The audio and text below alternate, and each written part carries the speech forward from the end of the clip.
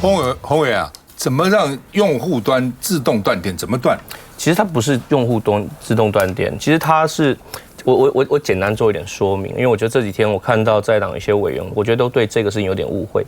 这其实是过去我们其实在做电力调度的时候，其实过去传统上面是觉得在供给端就发电端我们可以调度，但是现在在一些新的概念里面，尤其结合一些 ICT 的科技的时候，认为需求端也可以调度。所以比方说像我去年我去杜拜参加气候变迁的会，我自己就参与了好几场，这叫做demand response， 就是说需量反应的技术的讨论。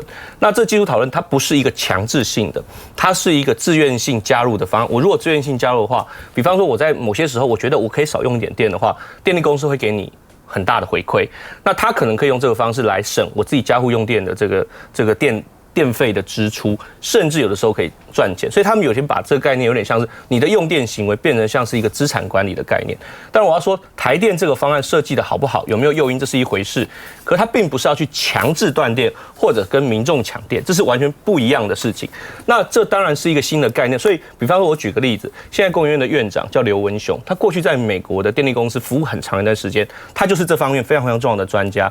所以，美国啊、日本一些重要的电力公司其实有提供客户这样子的方案，有给工厂的方案，也有给住家的方案，但前提是你要装智慧能源管理系统。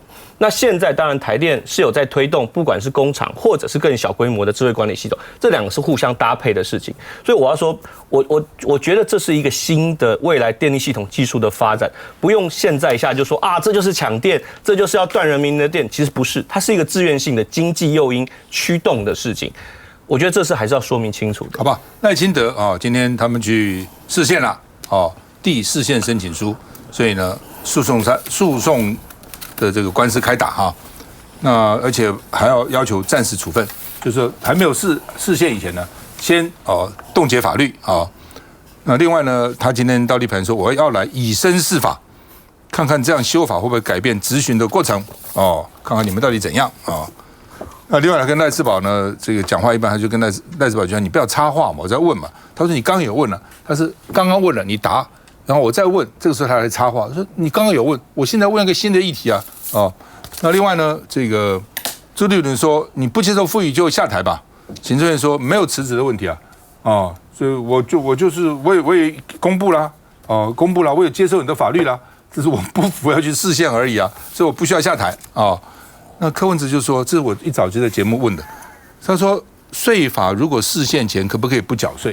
比如你现在税捐处叫我缴税，我觉得这个没有道理，我就去打这个释宪官司其实先是打诉愿啦，最后才打释宪那我可不可以不缴税？不行啊，你该缴税都要缴啊，不影响执行啊。你该执行要执行，你官司归官司那你现在这政府要带头违法，这很奇怪嘛好，我们看一下。立法院职权行使法修法之后，经过总统的公布，在前天已经正式生效。今天来这里就是要以身试法，看看这样的修法会不会改变国会内部整个质询的过程。在这个过程当中，为了避免将来有回复困难之余，有争议的条文的适用能够双方理性的能够暂且有一个基本的态度，按捺不动，这样在未来释宪之后，我们才能够知道哪些行为、哪些国会里面的权责是合法合宪的。好，那个来建好。我想这个我还是要呼吁一下我们行政院其实每次都讲宪法就讲说，如果这个复议案失败，行政院就接受嘛，这是一个很大的一个前提。那其实我觉得柯文哲也用很有趣的例子来举例因为其实大家理论上多数人都不想缴税，那我不想缴税，所以我觉得今天对我征税是有错误的。我来打这个宪法诉讼之前，我们能够不做，当然不行因为其实这个释宪之前，基本上所有的法律，按照我们现在这位许宗力这个大法官的这个见解，他的见解其实说，如果在施行过程中真的有汉格、有违反宪法的地方，那我们宪法法庭再来接受，然后再来判断说怎么来做嘛。那其实基本上像这个所谓的国会改革法案相关这些立院职权行使法，到目前为止都还没有真正的开始是施行，就他们就是民进党跟总统府跟监察院跟这个各单位四路并进在提市县的时候，这个法律基本上那时候还没有正式的上路，这礼拜才上路。那你还没有上路，你就提了市县，我会想说这也是有点在考验我们许宗力大法官的。他过去曾经讲过，或他过去理论就觉得说要发生事情你才能释宪。那现在这事情还没有发生，你到底要不要接受？志豪。其实我觉得这个问题从一开始我们就已经料到了哈。一开始我们本来把这个立法院职权行使法提出来之后，我们就会料到一定会在这个立法院产生一些非常严重的一个政治攻防或者意识攻防。那的确也发生了，甚至有一些民众也被这个鼓励到了街头上哈。那第二步我们也了解，如果这个在因为我们现在目前蓝应该说是在野党还是占了优势了哈，在这个席位上面，所以通过了之后。就知道他一定会提这个所谓的复议嘛，那复议也被否决，那再来就是释宪哈。那现在就说释宪这个问题是这个样子哈，就是说大法官过去有个585号的这个释字案，我很怀疑啦，我也觉得他们会不会推翻他们过去自己讲的话。好，因为过去你要去解释不一样的是那种非常非常大的一个制度上的改变哈，比方说这个废除国民大会或者是同婚这些议题，他们才去做这么大一个改变。可是现在其实这一次只是在法条上面做一个修改。并不是个很大的制度的改变，所以到时候释宪或大法官那边，他们会不会提出这样的一个大改变？我心里面是存疑心里面存疑。不过我回头来想，其实我们这几个月来花了太多的时间在讨论这些问题。其实我是蛮呼吁这个立法院不管是我们的蓝的、绿的，甚至我们的白的委员，是不是应该赶快的回归正题像这个院长提出了所谓以身试法，我其实是大的不认同。虽然你心里面这样想，可是你可以在这样的公众场合讲出这样的话来嘛？我觉得非常非常不适当。所以我呼吁其实我们的这个立法院或者我们的行政单位应该要早回归很多民生经济法案，包含消防法。这么重要的法案都等着要来继续的审议，所以我拜托大家赶快来看看这些人民真正需要的法案。他今天讲他来以身试法，这很不恰当。对啊，他也没有什么违法嘛。是啊，他就执行会怎样呢？对，他也不会去蔑视国会，也不会提供假资料，也不会去骗人。你是什么法呢？不是很奇怪吗？所以我觉得现在整个的民进党的这个行政院就变一个态度，说来立法院就是大家来呛的，就你讲话我不高兴，我就呛你一句。你也等赖世宝讲完嘛，看他问的问题是否重复说你再答一次又怎么样，也没有什么对你的本身的尊严来说不任何的损伤啊。那再来，我们说法律窒碍难行，那这个立法院的职权行使法修来之后，还没有真的实行过一件吧，也没有成立任何的调查委员会吧。那在这个还没有进行之前，你觉得窒碍难行？那窒碍难行在哪里？是一个 AI 想象吗？这个不知道。那你说法院的很多都是因为3审定验之后，发现这个判决违法。或违背这侵害到人民的权益的时候，提起释宪，那因为真的发生了实质的问题。好了，你现在我还没有发生，我就认为它违宪，我认为它窒碍难行。这很多窒碍难行是在立法院里面的这个情况，比如说你的官员怎么回答，那你就按照这几个礼拜看起来，2-3礼拜看起来，很好啊，没有人因为这样子被罚过啊。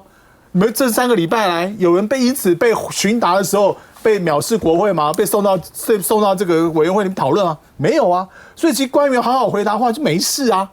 你看，不管在委员会里面有些官员是也是把据实以告啊，只要拿出证据这个证据出来，在野党也不会为难啊。所以我不懂所谓窒碍难行，你要实行过之后，我才觉得窒碍难行嘛。你从来没有一天实行过，那我问你窒碍难行在哪里？所以不是说他不愿意民生啊，因为民生法案对民进党来说就没有动能啊。因为一般人对民生法案就没有政治的狂热啊，没有政治喜好，在这时候民进党要是政治动能去对抗在野党嘛。我觉得民进党政府多年来就有一个特征，就是官员们的通识教育很差，奇怪就通识教育不够的人才会走上街头，你知道吗？所以你看他今天周荣泰讲以身试法，你们都讲过，我笑出来了。什么以身试法？以身试法的意思是说，那个法就算是恶法亦法，那个法没有什么不对的。那以身试法的人，这个人要么就明知故犯，要么就故意捣蛋，要么就是要来作乱，所以才叫以身试法。这样的讲法可以啊，你可以造反，你可以做革命分子，但是作为一个行政院长，说我今天是来以身试法的，我觉得非常不妥而且也没有以身试法，他就来备询就是了。我会认为啦，这总统泰卓院长事实上来讲，他好像没有拖出他幕僚长的这个思维，因为他现在想的都是还是以政党为主。那行政院长严格讲起来是这个国家的第2号人物。那你身为一个长，你应该讲的话的时候，其实更应该四平八稳，更应该就事论事。我们比较期待看到的行政院长，我们怀念的行政院长，都是这种讲话算话的。我们期待行政院长是过来，我们被媒体捕捉到的时候，不是一些相对比较起来是比较俏皮的话语。我们其实期待就是就事论事，今天的电该怎么样，明天的物价该怎么样，像这样行政院长是我们期待的。但是当我们看到像是这样的行政院长冒出来的时候，毕竟来讲会让一个知识分子觉得说，这好像不是我们所期待的这种中央级首长。继续再回来。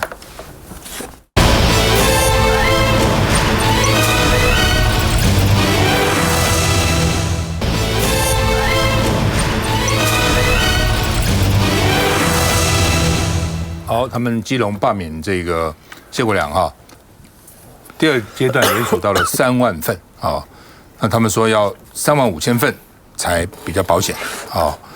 那他们发言人说呢，这几天联署人数有持续增加，可能跟在东岸的商场被控强盗案呢转为真治案被告有关，所以他们认为可以通过第二阶段的门槛。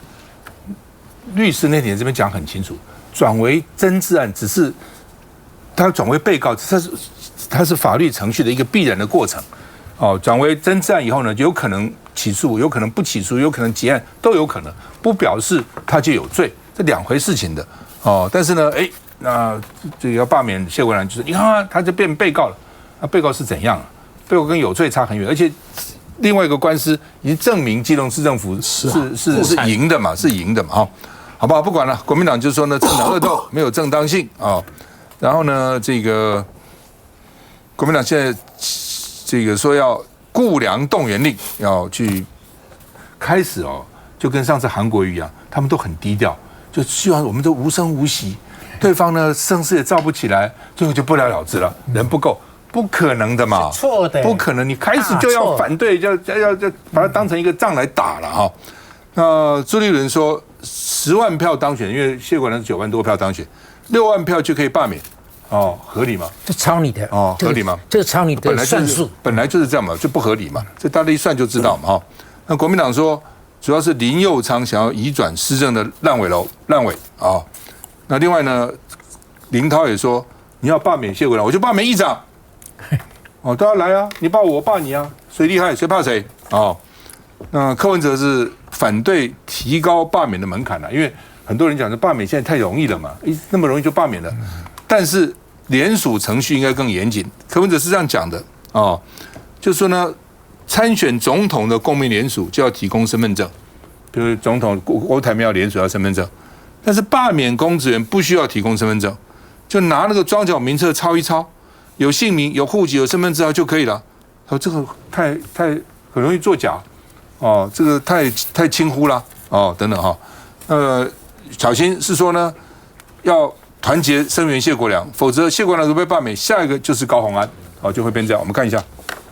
欢喜欢喜的欢迎。与志共谈击掌之意，国民党主席朱立伦受到簇拥欢迎，特别重申这件事情。赖清德当总统之后这1个多月，他只要在野党他都斗啊。批评绿营刻意制造对立，因为罢免基隆市长谢国良2阶段就剩最后2天而已。晚间朱立伦还要到基隆与谢国良合体。他没有做错任何的事情，一定第一个先讨论一下联署可不可以用抄的。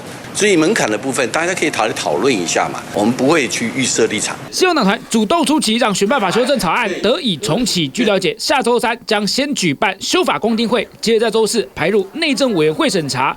虽然强调基隆市长谢国良不适用，但修法内容包括罢免同意票需高于被罢免人的当选票数，与就任1年内不得被罢免，都与谢国良有关系。而且，民众党主张应更严谨的联署程序，也渴望一并处理。同时，蓝营更转守为攻，对前市长林右昌发动攻击。城际转运站的烂尾，工程进度拖的田径场也是延宕多年，原经费从4.16亿膨胀到了6.4亿。林右昌根本就是全国的烂尾王。他是全国第1的。林右昌卸任都这么久了，沧海桑田了，现在才发现他有弊案吗？国民党的反应速度该不会跟雷龙一样慢吧？其实真正的原因是因为国民党急了。现在全党就1人正在进行这个抢救国良大兵的行动，真的是跟国民党说一声辛苦了。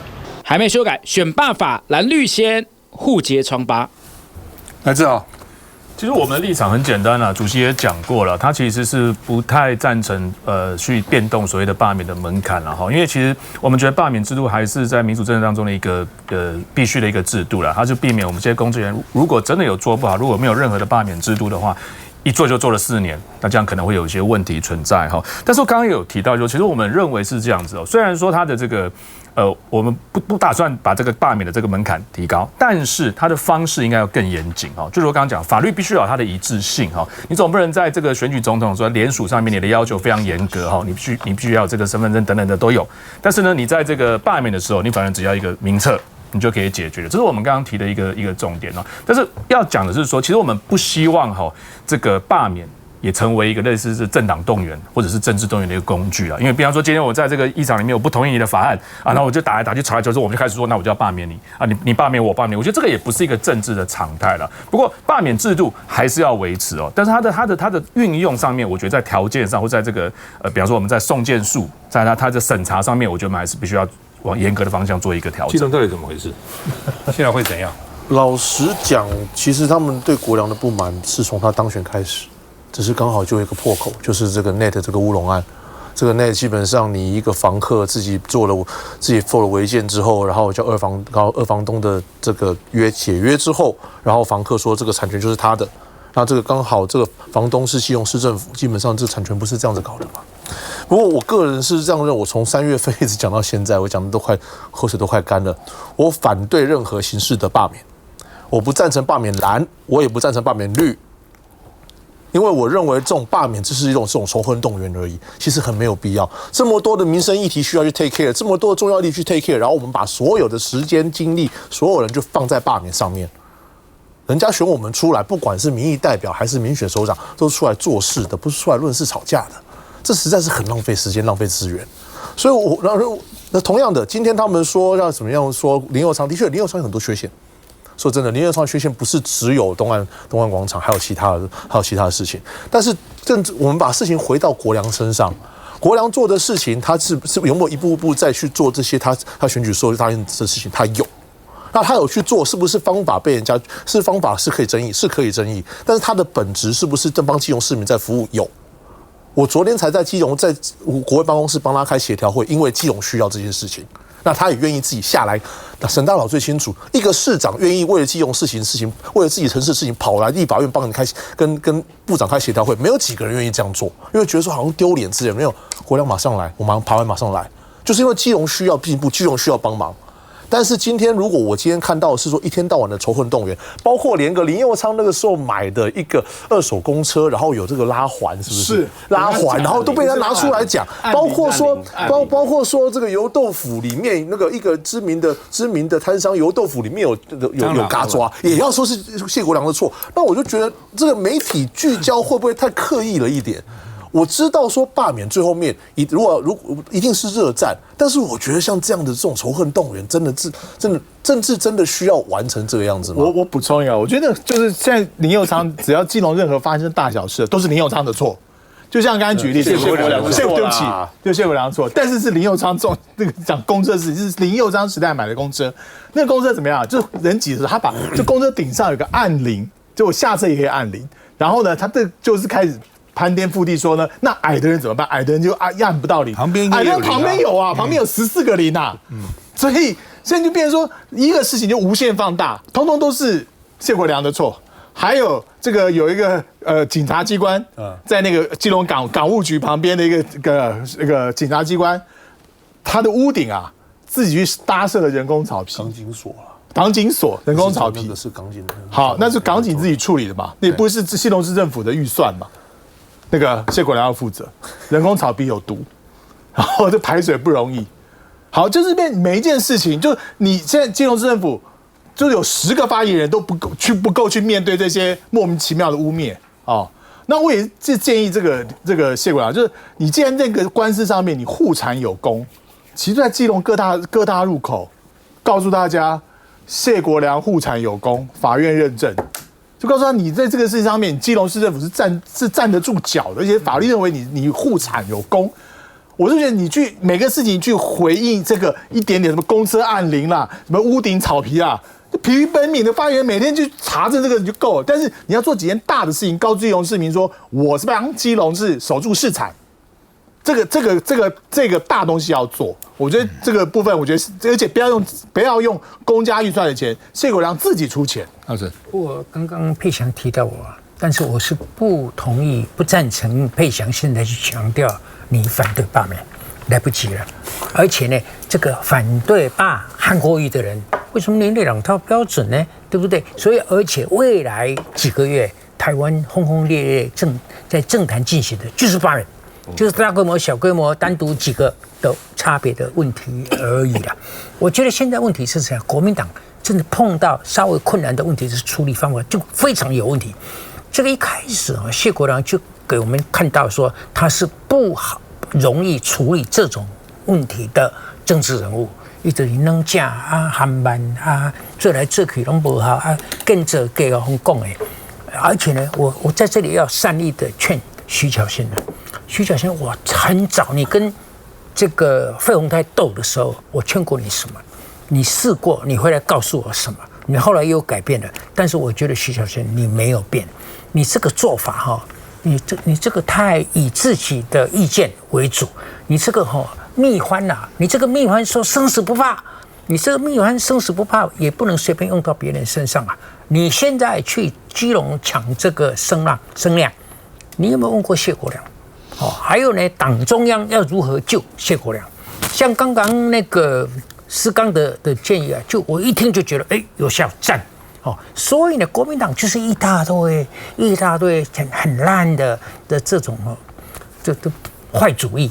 这个徐小芯，你不要有独自的行为。现在谢国樑面对的是个很大的困境，你不要单独作秀。谢谢，再回来。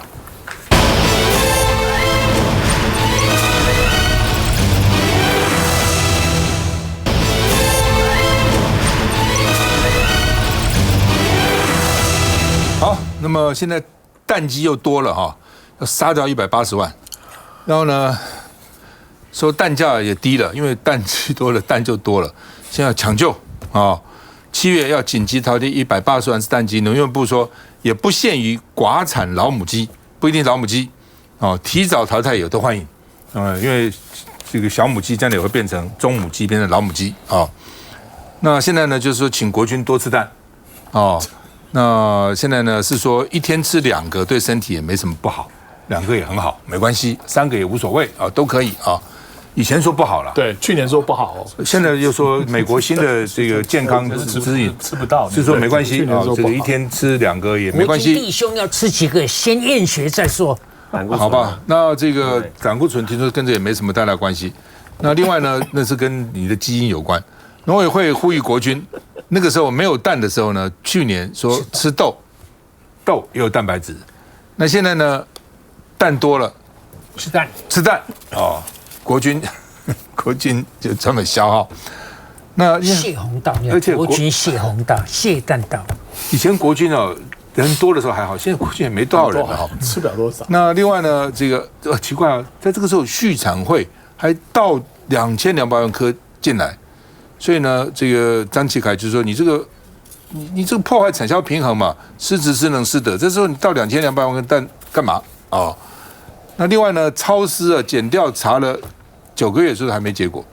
哦，农委会主委说呢，所以应该交给监察院跟司法。问题，监察院都现在查出什么东西来？司法都现在查出什么东西来呢？哦，所以他们就反对说立法院去查了。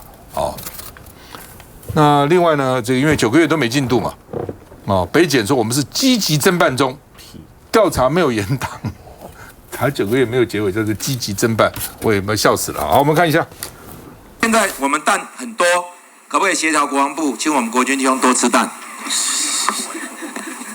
我想我们已经发文哦，就是请我们的，因为蛋有非常好的蛋白质，蛋太多，一天吃2颗也没问题。农业部长陈俊基说，已发文给相关部会，要国军帮吃鸡蛋，但每天过剩将近32万颗。中央畜产会却在这时又释出去年的茶叶蛋、卤蛋跟液蛋存货。最近中央畜产会还倒蛋啊，还倒货进我们的这市场，不是应该减少这个蛋的量吗？怎么中央畜产会还火上加油呢？担心影响蛋农生计，破坏产销平衡，陈巨进反驳，加工蛋进入市场也是调节一环，市数比重都有评估，和生鲜蛋不冲突。农业部也提出对策，7月启动寡产蛋鸡淘汰计划，蛋农淘汰一只有20元补助，预计淘汰180万只鸡，盼借此平稳蛋价。好不容易生出来的鸡蛋过量，甚至要去喂猪，心痛啊！接下来我们要看到人民的纳税钱，因为你的产销没有去安排好，我们还要一只补助20块，这都是人民的纳税钱呢。立委批评去年缺蛋专案忌口鸡蛋，今年却用人民纳税钱补助淘汰，产销做不好，农民苦哈哈。陈俊基也承诺将落实产销平稳。老师，你有什么意见啊？我觉得这就是一个母鸡下的蛋，这个蛋又分成本地的蛋跟进口的蛋，这样就把一个政府搞得乱七八糟，然后呢又把我们的国际弟兄当做一个泄洪道，这个不够的时候不要吃，太多的话拼命吃。我觉得这个是不是很大的事件啊？但是是一个凸显政府单位无能的象征嘛。所以讲起更小，但是能是上帝的小事，你知道。能是非常有营养的东西，你看一个小东西要长大，要孵出来，就靠那个蛋嘛。所以蛋里头含的东西什么都有，非常的丰富。这个你吃蛋，你吃豆要来取代蛋的价值，不容易耶，真的不容易。对，我很喜欢蛋啊，我这礼拜天煎了9颗蛋，因为我那一盒有15个了，所以就分成2次，一次煎了6个，一次煎了9个。煎荷包蛋嘛，煎完就放在那个玻璃的那个器皿里面放冰箱。早上拿一颗出来微波20秒，加一点酱油，哎呀，真好吃，好吃啊！那所以蛋真的好，蛋的真的好，但是不是说，但是你这个产销还是要平衡嘛？那一下做的太多了，一下做的太少了，那搞什么呢？来，洪伟，其实我认为这确实是麻烦的问题。我说麻烦的问题是，其实现在在很多的几个农产的销售上，不只是蛋啦，其实像牛奶也是。其实牛奶其实也有生产过程，所以每年夏天不够，冬天太多，冬天太多，然后那个牛奶价格会崩跌，那对很多酪农，所以这个农产的供销的平衡这件事情，我说实话，我觉得这不是一件这么容易的事情。好，我觉得再加上现在又有几个因素跑，包括气候变迁，所以我们去年在谈这个时候的事情，是因为气候变迁跟我们原本这个蛋鸡产业的体质。坦白说，有些地方，包括它的禽舍的设计配置的等等的问题，所以它让它很容易受到天气、气候等等的这个高低起伏的影响。我认为这才是真正必须面对的问题啦。我觉得应该针对这个部分去处理。那至于我认为我自己是觉得这一波的蛋的过剩的问题，我觉得到时候民间社会是有办法可以来去调节的，我不太担心这件事，这可能是一个一时我们今天讨论几天的新闻，我不觉得这是一个很大的问题。但我自己认为了，当然我知道现在国民党也在查这个超丝啦，几个大家还是会接下来要把这东西往蛋的部分去。我自己个人的态度是，要查就好好查，我觉得有问题就拿出证据来，然后把问题证据指出来。我基本上我认为执政党要用这个态度来面对这个事情啦。那不管是司法也好，或者是我知道现在国民党也用很多力气去跟农委会调资料啊，调各种大的资料去拼凑，希望去拼凑那个故事。总之有证据拿出来，有需要改的地方，我觉得就调整就改。我认为从执政党的态度，我们用这个态度来面对事情啦。黄国昌说，农业部有5大谎言、3大欺瞒手法，3大欺瞒一再推脱、遮蔽、回复不实。然后呢，匆忙移送侦查，所以呢也拒绝提出行政报告。5大谎言也有5大谎言那另外呢，就是说黄国昌说，超市进口日本蛋少了600万颗，农业部说你算错了每天进口蛋的数量不同，不能用1天去算了等等等等了来，这个世刚，这我觉得去年这个时候大家是缺蛋，然后告诉我们蛋少吃一点。然后呢，不吃蛋也没有关系，也不会影响你的这个营养健康。到今天一年以后的今天，告诉我们多吃2颗蛋没有关系。然后过去呢，陈吉仲告诉我们，这个产销呢，他在花很多时间在调整，然后包括怎么样去让这个母鸡呢，然后他去替换等等。然后去年蛋不够呢，是因为母鸡刚好在一个替换期，不还有流感等等。这什么话都是农委会、农业部在说。缺蛋也有讲法，那没有，然后蛋的太多也有讲法。那请问你，那好了，那到明年这个时候，会不会又出现蛋荒啊？因为我们今年又淘汰了很多生蛋老母鸡，不只是老母鸡了，很多这个中小鸡也都把它淘汰掉，然后又要去开始搞这个进口蛋，就感觉好像周而复始。从以前到现在，这样子一个缺蛋，然后又多，这基本上轮回过。我印象中这5年就轮回过3次了。那怎么会一个农业部这么多专业的人在这边，为老会发生这样的事情？还有畜产会到底扮演什么样的角色？那为什么可以容许跟你签约的是 A 公司啊，精彩公司，然后呢然后付账是由超市去付？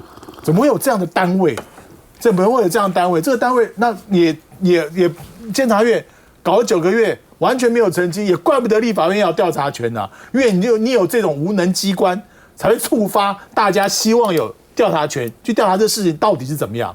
所以刚回到主题，你就让超市弄一次嘛，就看我们成立的这个调查小组有没有治安难行的地方，帮大家把缺蛋的问题，谁在蛋的过程当中上下其手的问题，把它找出来啊。否则每年都在每隔1-2年都在轮回，我真的觉得非常的荒谬哦。不是了，就是说你读农业经济哈，它就是一个供需关系嘛。经济本来就是个供需关系，农业又特别哦。我们的工业经济，我们常常讲它的周期是比较长的，哦，农业呢周期是比较短的，大家都知道啊。所以一下子生产过剩，大家就丢东西，一下子又不够了。所以那个价钱跟那个生产就这样，农业是比工业短很多的。它应该有期货的观念啊，它古人都有嘛，对不对？小麦啊都有啊。古人都有知道说夏天要把什么存起来，冬天存起来。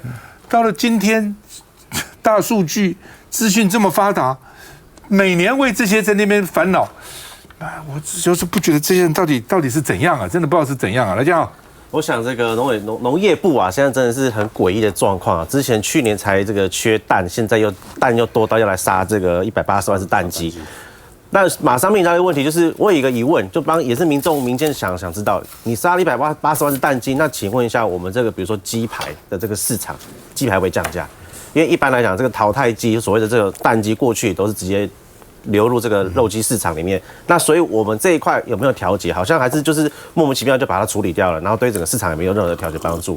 那刚才提到说这个要叫国军吃蛋，那其实我还要提醒一下我们农业部，还有一个东西啊，班有蛋吃啊。你们过去最喜欢干的事情就是产量过剩的时候，一般往军队送，不然就往学校送。那基本上往学校送我是支持的，因为我想小朋友去吃蛋，对他们的生长发育应该是好事。但是也看得出来，整个农业部从农委会升级之后，其实整个产销的问题还有资源调配问题有很大的障碍，我也不知道为什么，好像过去农业部习惯对农业政策，它就是补贴，一直补贴，那对于市场调节机制完全没有办法注意到，所以这也是农业部农经官员的失职。那再提到说，这个现在农部那天他出来受访时讲说，他们希望说这相关的，比如说超市案子能够回到司法体系来侦办。我就讲嘛，办了9个月，连没有合约这种事情都查不出来，这件事情是在哪里被查？这件事情是在立法院质询的时候把它问出来的。还有包含说中间透过 A 公司去标案，然后 B 公司收钱，这件事情也不是司法单位查的，也不是监察院查的，这件事情还是一样是在立法院质询的时候把它问出来的。所以官员上去讲，我想农业部官可能也放烂，就是随便了，我就把它讲出来了，就没有隐藏了，就是把它讲出来了，所以才终于有人知道。那我想问一下，那所以我们的司法机关，我们的这个什么监察院，你过去这9个月到底做了什么事情都没有做嘛？所以为什么今天立法院会说希望自己有这所谓的调查权，就是因为这个司法机关在这件事情上它完全没有表现，但是这个东西的确造成了这个人民生活有很大影响。那时候缺蛋，那现在你又跟我发生这个事情，那所以到底整个农业部有什么问题？我希望说我们立法院调查之后来把它查清楚。休息一下再回来。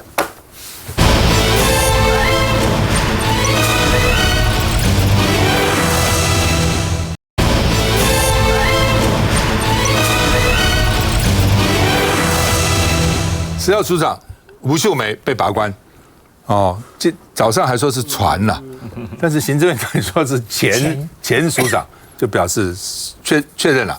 然后呢，由中国药学院的这个药学什么院长啊，庄生宏来接任。那因为吴秀梅做了7年，其实做蛮久了，做蛮久了哈。那好像脾气在立法院跟立委询答的时候也会那边冲突了哈，等等哈。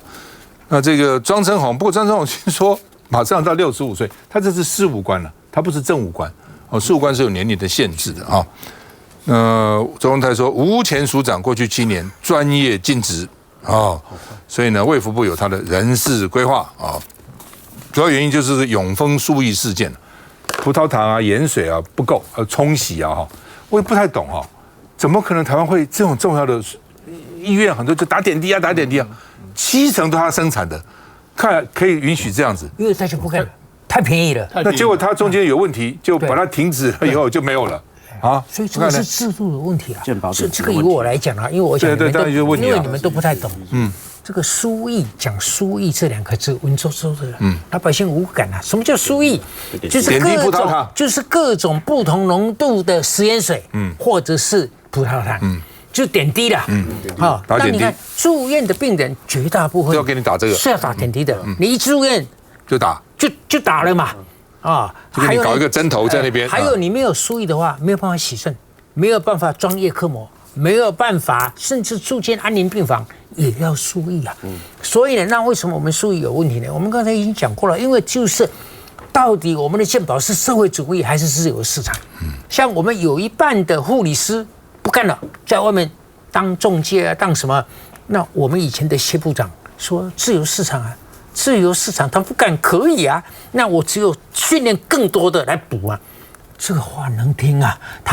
我跟你讲，你既然全民健保是政府负全责的，这个就是社会主义的色彩。社会主义的色彩，你就不能随便用自由市场来乱讲，你要负责供需完全满足嘛。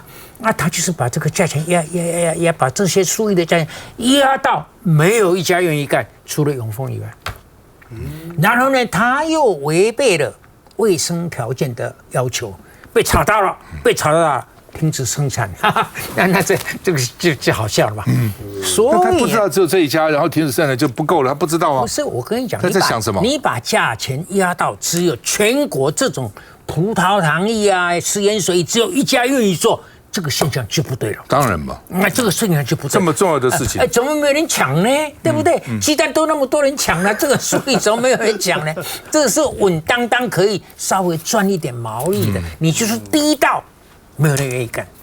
所以这个问题就在这里啊！政府就是可收刮就收刮，可压迫就压迫，不管你什么主义啊，自由市场也好，社会主义也好，管它3721，我们的政府就是这样啊。所以呢，我觉得如果输液短缺的责任吴秀梅有关的话，我觉得把它干掉也刚好而已。好吧，这个因为他作风很强悍呐，那刚好缺药缺液啊，不止只有液啊，药很多也缺啊，尤其呢越便宜的药越缺。他们也都不卖，不卖不制造啊，有的时候都2-3年都没有了，很多很便宜的1颗几块钱的，我到药房去买都没有了哦。那但是这个新接这个庄春红只剩下半年就要退休了，所以这也很奇怪哦。陈时中有传赖一个吴秀梅，说你服务7年啦，心安理得啦，对社会有贡献啦哦。那另外呢，这个说因为无血无肉的话，说卫福部在派系斗争了，邱泰源说子虚乌有，没有斗争哦。开始早上他说没有要退休，后来下午就说好像是让他走了哦。那苏一峰说卫福部呢4大黑历史哦，另外呢，反正就各种过去说点滴缺乏是假消息，床缺乏是假消息，病床缺护理师是假消息，急诊没有床也是假消息，通通是假消息。后来发觉都是真消息哦。那另外呢，缺快筛、缺药、缺病床、缺液，国民党说根已经烂了哦。那另外呢，现在新冠疫情升温，真的升温了，好多人都得哦。那医院呢，抗药的风波哦，就是抗药菌的风波，担心重演，就是吃药也没用了，因为这些细菌都有抗药性了啊。那估计新冠流行期单周就破10万人次啊，很多人是不知道，像这次有的时候也不是发高烧，也不见得有，但是呢，有点不对，医院一检查，没有想到，就居然就检查出来了。啊，很多老人是因为老人病到医院去，一检查就有了。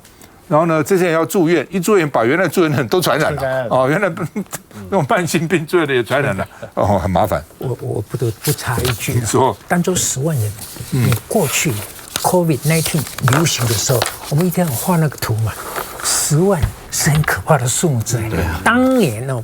没有10万的几分之一啊！哦，挂口罩哦，那个地方不可以去，那个地方我都一天到晚，我在这个坐在这里，我都讲这是错的。你知道风声鹤唳干嘛？这没那么严重嘛！啊，如果那个时候是政策是对的，现在大家通通给我戴口罩，这乱七八糟，逻辑都不通的嘛。看一下，子虚乌有，然后也请外界勿刻意影射。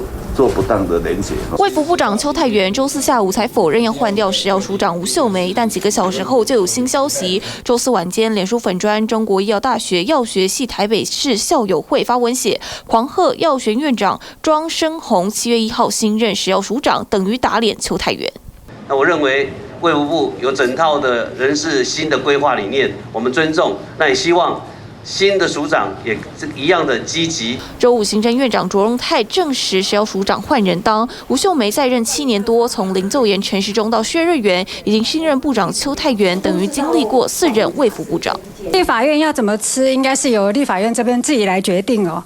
4年前美猪还没开放进口，争议就不断。吴秀梅当时还亲自回应，但吴秀梅任内争议频传，从疫情期间缺药议题到现在没完全解决。2021年美猪还有高端争议，2022年黑心快筛大陆进口猴头菇农药超标，去年好事多莓果 A 肝病毒，今年苏丹红辣椒粉还有多起食安问题。时任卫福部长薛瑞元、陈时中或次长王必胜都会为他挺身而出，但现在爆出输液缺货，宛如最后一根稻草。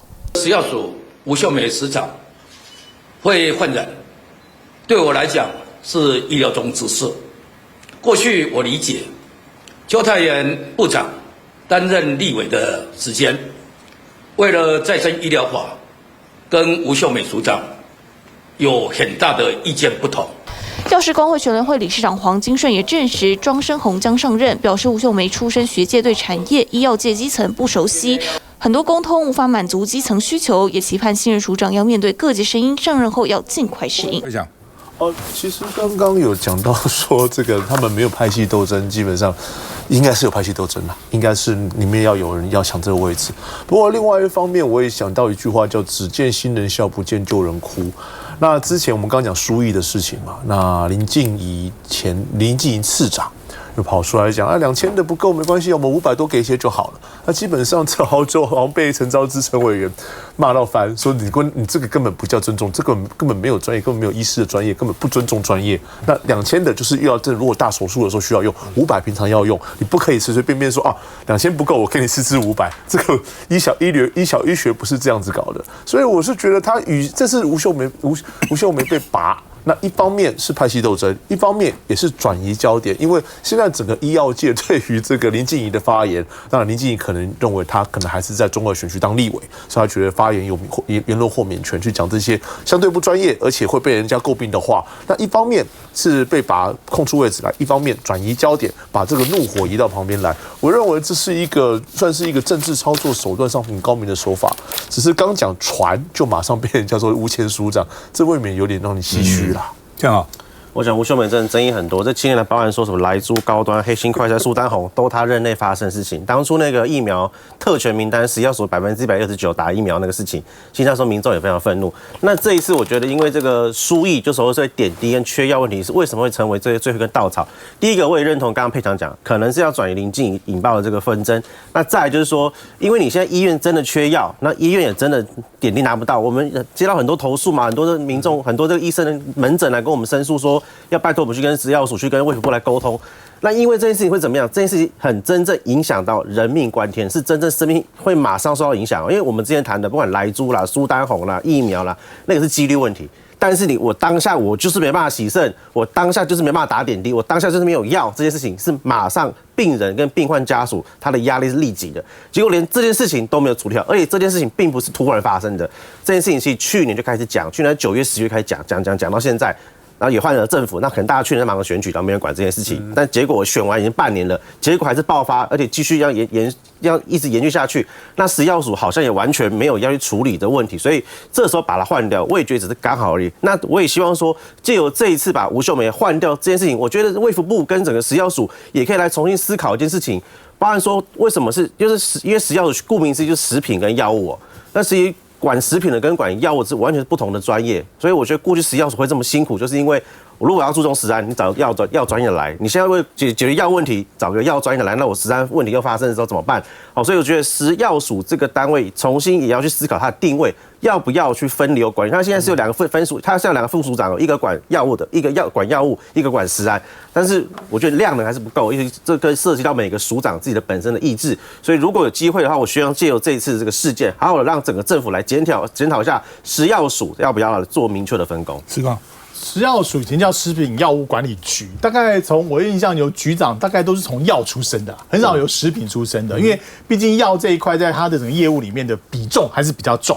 其实吴秋梅走了刚好而且走得太晚了。这个他就是被陈时中姑息之下的结果。你看那时候高端的几次的会议都在 cover 啊，然后这会议里面的那些内容到目前为止都是，要不是蒋万安默背出来，到现在大家还不知道是怎么回事哦。然后再加上他对很多的事情，对立委的态度，对民意的监督都是很傲慢啊，都一副说我不懂，那所有事情只有我懂，那我讲了算，也不愿意跟大家沟通。所以我觉得这样的官员怎么会搞到做了7年啊？这中华民国之汉呢？志豪。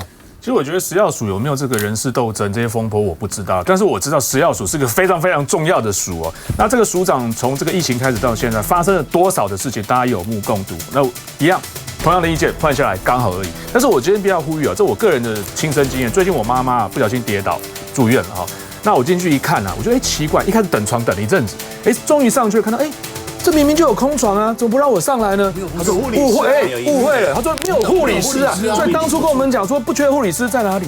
当初跟我们说医护比、病护比要赶快把它提高的，现在是变成什么事情？所以我必须呼吁哦，不管是食药署还是卫福部，都是我们这个政府组织里面相当重要的